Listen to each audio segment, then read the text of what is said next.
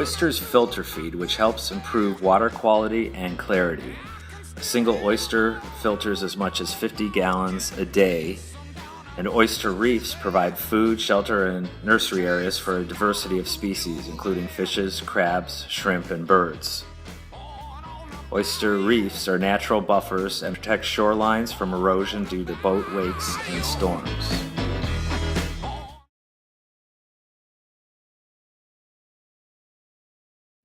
Ever wonder why you seldom see an oyster off by itself? Here's an animal that prefers company. Lots of company. But it's no party animal. Kind of a stiff, actually. In time, it may open up a bit, but it definitely doesn't get around.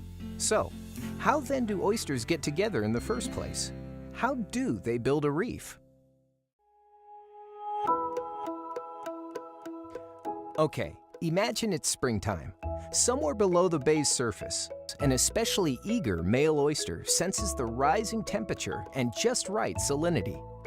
Suddenly, eons of evolution kick in, and a few million oyster sperms start looking for love. Drifting through the reef, they set off nearby males while the females respond too, sending bursts of eggs into the mix. The spawn, like a chain reaction, sweeps through the reef. Somehow, sperm finds egg, and in no time, a brood of baby oysters begins life drifting on the tide. The larvae quickly develop organs, a protective shell, even a crude ability to move up and down. This vertical mobility is key.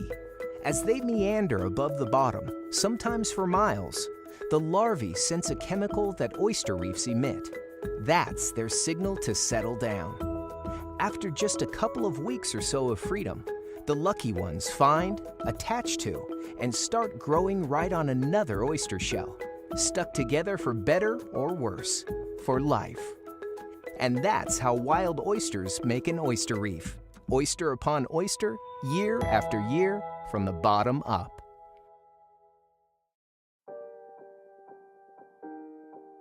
Native Americans called it Chesapeake, Great Shellfish Bay. Clumped together, the higher density of oysters favored natural reproduction. Indeed, they thrived in the shallow tide-swept edges, building up reefs, some so high the ebb tide left them dry. These were formidable self-repairing structures that channeled currents and protected marshes from erosion. They stabilized bottom sediments, improving water clarity near light-sensitive grass beds. And the reefs were home to more than oysters.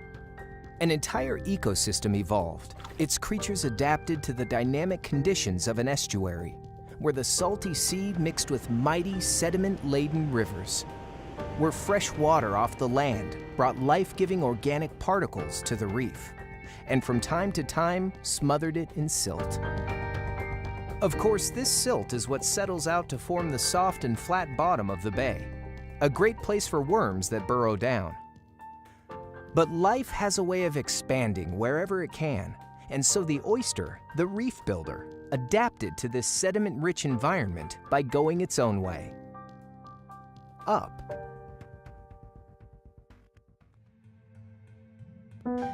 An oyster reef, with its clean, hard surfaces and intricate three-dimensional structure, attracts a wide variety of life.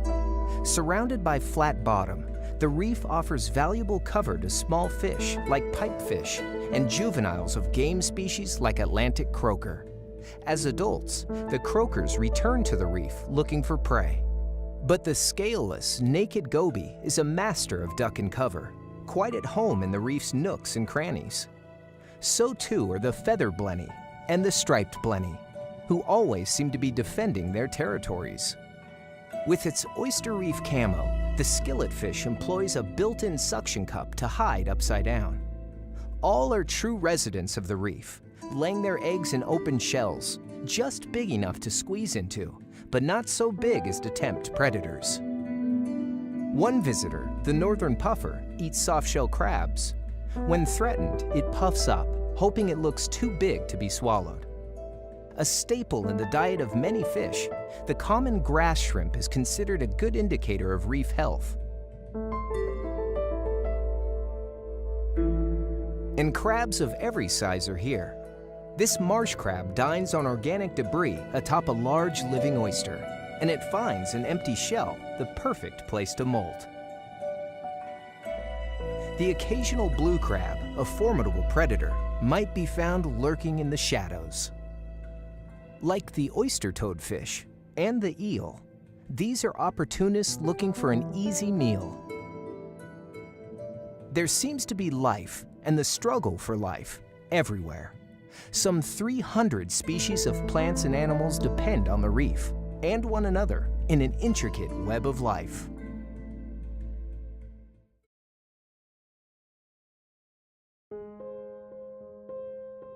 Incredibly, the very foundation of this web is a group of plants quite invisible to the naked eye.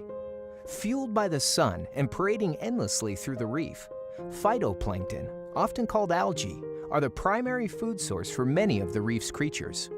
These so-called filter feeders have evolved highly specialized means of capturing suspended plankton. Among the tiniest of these filter feeders are the encrusting bryozoans.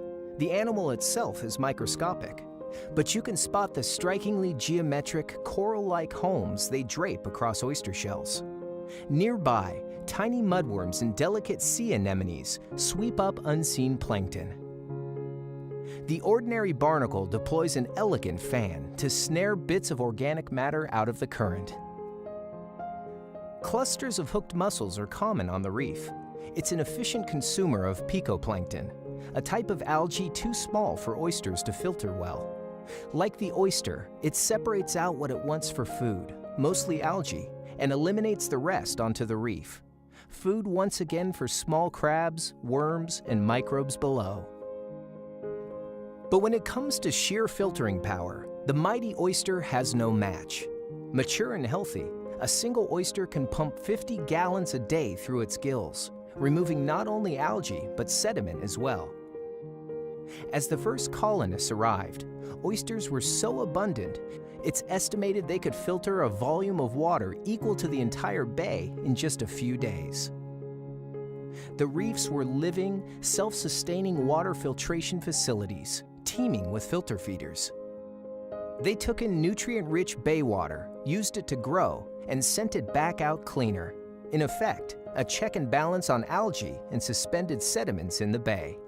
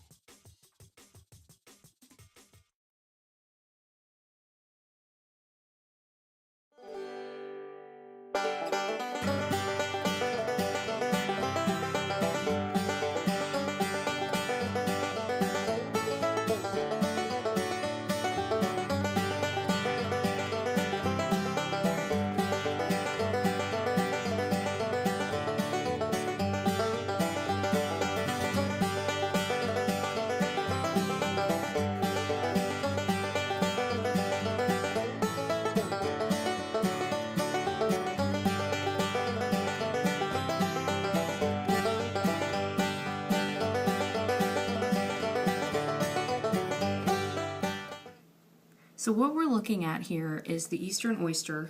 It's been opened and partially shucked so that we can see the internal anatomy clearly.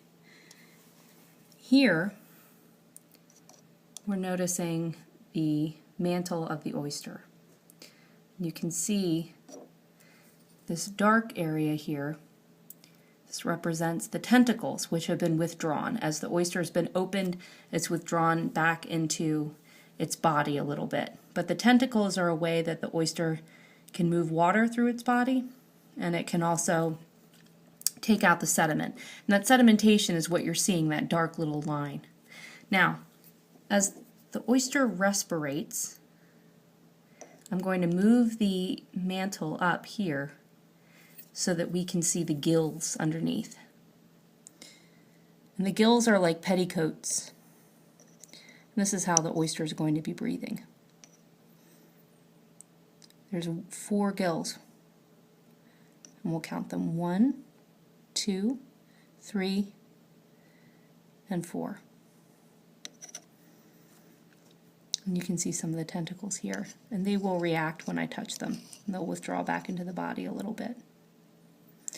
Now, if you turn the oyster slightly, you can see this is the stomach of the oyster. To get to the mouth, we're going to push back the mantle here. And these are called the palps, P-A-L-P-S. So if I push the palps aside, I'm essentially sticking the oyster knife down the oyster's throat right now. In the center here, we have what's called the adductor muscle. And the adductor muscle holds the shell closed. It's connected on both parts to the oyster shell on the bottom and to the oyster shell on the top. When you shuck the oyster, it's the little dark mark that's left on the inside of the oyster shell. Here we have the pericardial cavity, and under that is the heart. In a fresh oyster, you can see the heart beating. Right now, this oyster, the heart is not beating. And you can see it here. And that's the oyster's heart. Now, along the side of the oyster, if we pull the mantle back here, we see a little tube and sort of a creamy area right here, ending in a tube. This is the oyster's rectum and the oyster's anus. This is where it produces pseudofeces. So as an oyster digests the algae and plankton that it aspirates out, it's going to produce pseudofeces, which end a stream of clean water, and that's where that's going to come from here.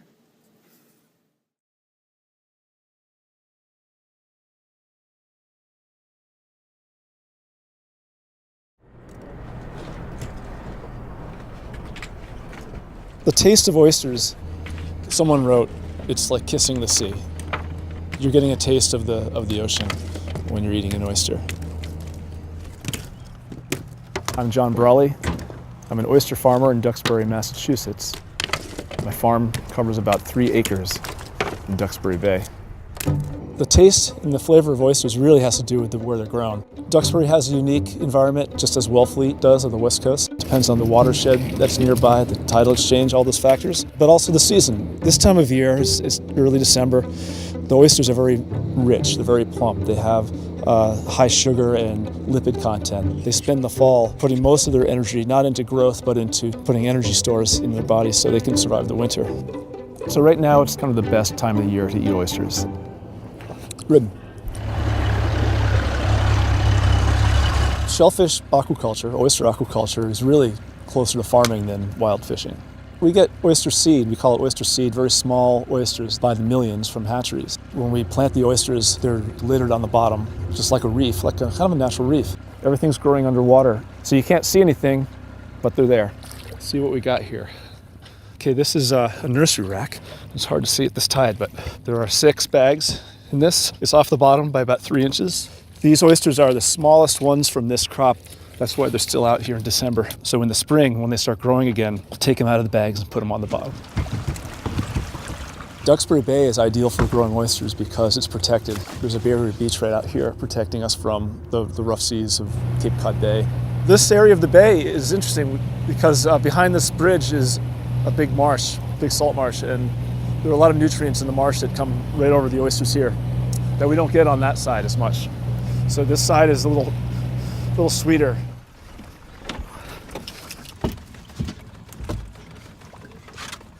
Right now we're harvesting the last bit of the 2013 crop. Under us there are a few 100,000 oysters left, and we're running the dredge over them to harvest them for the market.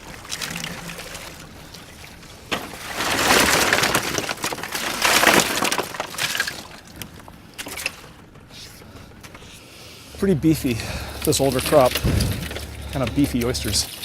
When they're right out of the water like this, they taste a little earthy to me. There's a little sediment in them still. Not bad. The challenge in shellfish aquaculture, like in farming, is to keep the animals alive, safe from predators, and give them the right environment so they can grow.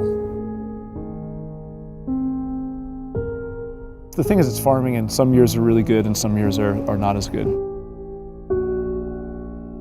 We've had years where disease has come in and wiped out like 90% of 2 crops, for example. Some of the guys have had ice come in and plow through their farms. So you have to be prepared for a bad year.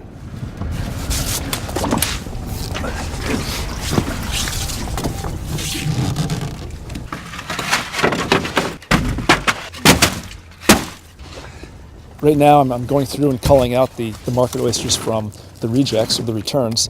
The importance of culling is that this is the impression that you're giving the customer at the end, the consumer. You know, you hear people say, I eat Duxbury oysters, they're so big or they're so small, but really it's how you select them. You know, there are a lot of oysters here. If I just selected bent ones like this, they'd say, oh, the Duxbury ones are the bent oysters. After I'm done with this, the ones that have been culled out, the market-sized oysters, the higher quality ones, will be counted out and washed and then put into basically these onion bags. Once they're bagged for market, they go to my refrigerated truck and to the restaurants that I have relationships with. In the last 20 years, the popularity of oysters has really grown a lot here. The farm-to-table movement, that's really strong right now. People are getting more pleasure out of eating and drinking what is grown or produced locally. People who love oysters always love to find their favorite. They're always like, well, these are the best.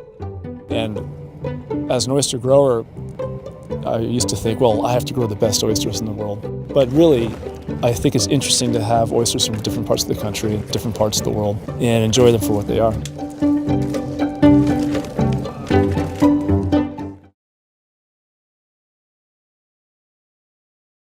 The notion that a pearl forms when a grain of sand enters the creature is a myth.